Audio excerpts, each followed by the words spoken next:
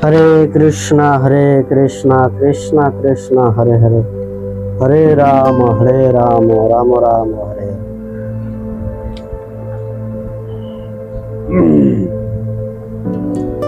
हरे कृष्णा कृष्ण कृष्ण हरे हरे, हरे राम राम राम हरे।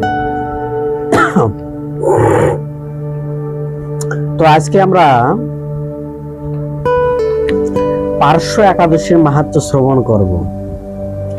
যেহেতু আজকে একাদশী, তো আজকের একাদশীর মাহাত্ম্য আমাদের শুনতে হবে। একাদশী করার উদ্দেশ্য হচ্ছে নিজের ইন্দ্রিয়কে সংযম করা। কিন্তু কলিযুগের মানুষ ইন্দ্রিয়কে কি করে সংযম করবে? তার পক্ষে কি সম্ভব? আদৌ সম্ভব না। তাই যেহেতু সম্ভব না, কিন্তু নিয়ম ধারা কিছু তো ফলো করা যেতেই পারে। যেহেতু সম্ভব না, তাই আমরা কিছু নিয়ম ধারা ফলো করি, যার মাধ্যমে কিছুটা সংযত হবে, বাকিটা হবে আস্তে আস্তে। তো আজকে আমরা পার্শ্ব একাদশীর মাহাত্ম্য শ্রবণ করব, অর্থাৎ ভাদ্র মাসের দ্বিতীয় একাদশী। ব্রহ্মবৈবর্ত পুরাণে ভাদ্র মাসের শুক্লপক্ষে পার্শ্ব একাদশীর মাহাত্ম্য যুধিষ্ঠির মহারাজ শ্রীকৃষ্ণ সংবাদে বলা হয়েছেন। কি বলা হয়েছেন? যুধিষ্ঠির মহারাজ জিজ্ঞাসা করলেন, ভাদ্র মাসের একাদশী কি ফল, কি লাভ হবে, কেনই বা আমরা একাদশী করি? এই যে বিষয়গুলি অনেক সময় মানুষকে চিন্তায় ভাবায়। তা আমরা সেই উত্তরে ভগবান শ্রীকৃষ্ণ, হে যুধিষ্ঠির মহারাজ, মহাপুণ্য প্রদান, সমস্ত পাপ হরিণী এবং মুক্তি প্রদায়িনী এই একাদশীর বাষ্পীয় যজ্ঞ থেকে অধিক শ্রেয়। যে ব্যক্তি এই তিথিতে ভক্তি সহকারে ভগবান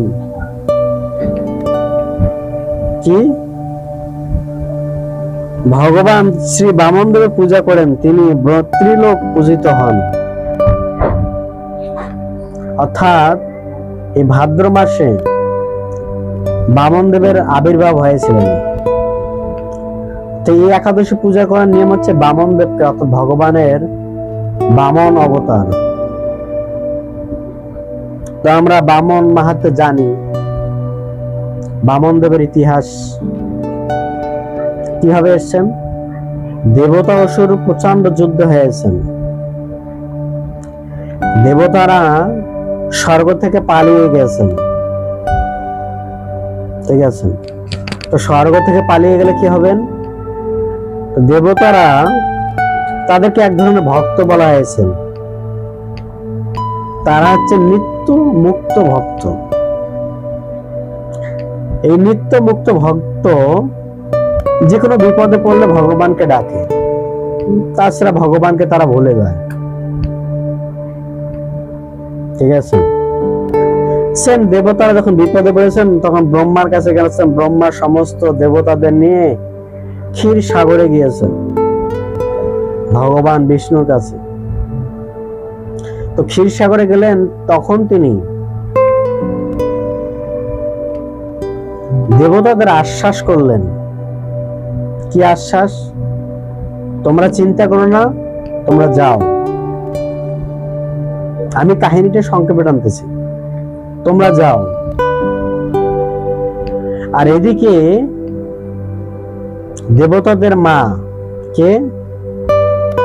দিতি,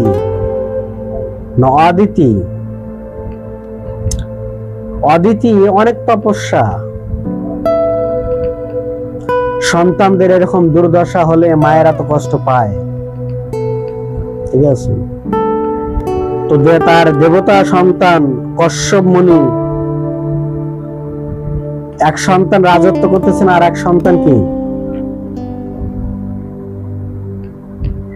এক সন্তান ভিক্ষা করতেছেন। তাহলে তো মা বাবার সহ্য হতে পারে না। কশ্যপ মুনি তখন অদিতিকে বললেন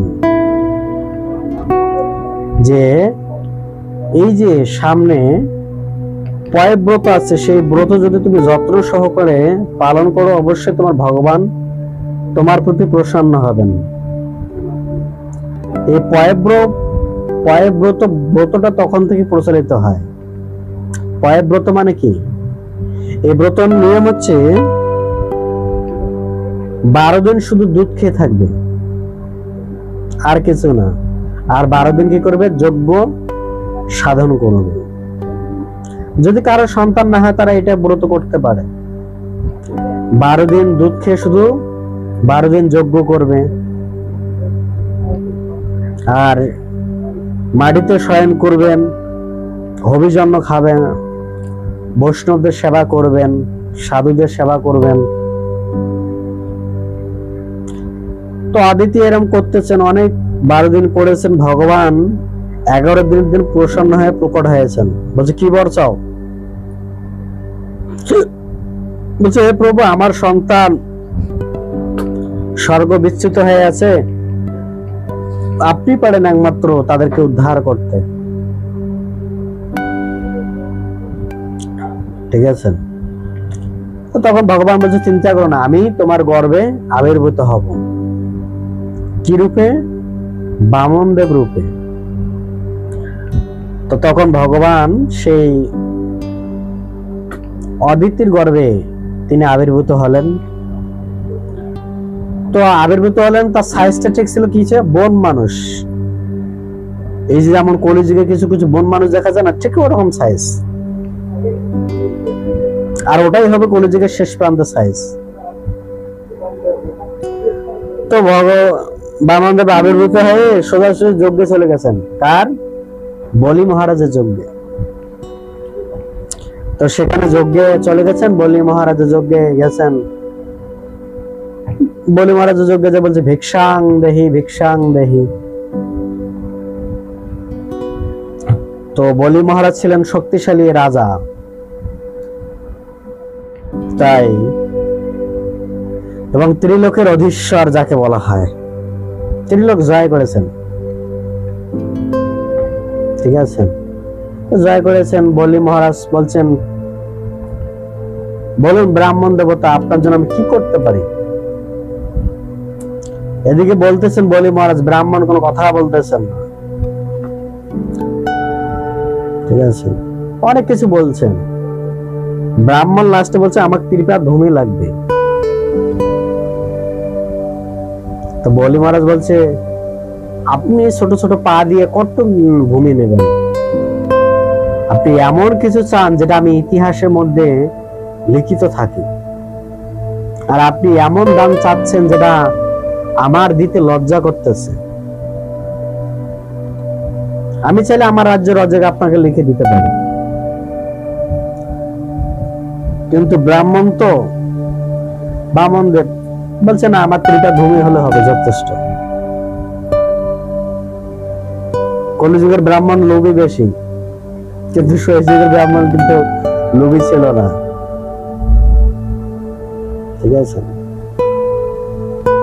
তো তখন ব্রাহ্মণদের ত্রিপাদ ভূমি চেয়েছেন, ভূমি দিয়ে বলছে ভূমি দেব। ঠিক আছে, বলছে সংকল্প করতে হবে। কি সংকল্প? জল নিয়ে সংকল্প করতে হবে। তো জল নিয়েছেন, সংকল্প করছেন।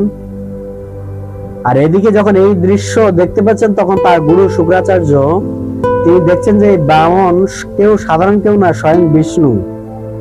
তখন তিনি এসে বলিকে বলছেন, তুমি কাকে কি দিচ্ছ জানো? এই ব্রাহ্মণকে স্বয়ং নারায়ণ। তখন বলি মহারাজ বলছে আমার তো সৌভাগ্য যে স্বয়ং নারায়ণকে আমার দ্বারে ভিক্ষা করতে এসেছে, আসতে হয়েছেন, এইরকম সুযোগ তো আমি ছাড়বো না। তিনি তখন তার গুরুদেবকে অবজ্ঞা করেছেন। এখান থেকে শিখতে হবে, গুরু যদি ভগবত ভক্তিতে বাধা প্রদান করে তাকে ত্যাগ করা যেতেই পারে। তখন শুক্রাচার্যকে সে পরিত্যাগ করে যান এবং শুক্রাচার্য তাকে অভিশাপ দেন, তুমি সর্বস্ব হারিয়ে যাবে। ঠিক আছে? গুরুর কথা গ্রাহ্য করেন না। তিনি সংকল্প করেছেন আর সংকল্প করা মাত্রই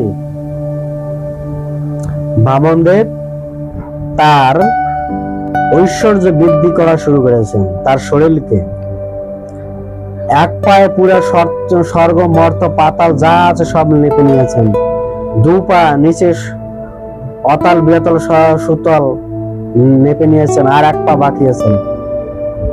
তখন বলি মহারাজ বলছেন যে প্রভু, আমার শরীরটাও তো একটা জমিন, তো আপনি আপনার ত্রিপাদ পা আমার মস্তকে রাখুন। তো তখন বলি মহারাজের মস্তকের উপর পা রেখে ভগবান তাকে আর একটা লোক তিনি পৃথিবীর নিচে দিয়ে দেন, সেটাকে বলা হয় বলি মহারাজ, সুতোর লোক বলা হয়। তো তখন সেখানে তাকে দিয়ে দেন তার স্ত্রী সহ। তো আমরা দেখতে পারি যে ভগবান বামনদেব হয়েও তিনি জগতের অনেক সাধন করেন, ঠিক আছে। এখানে বলছেন যে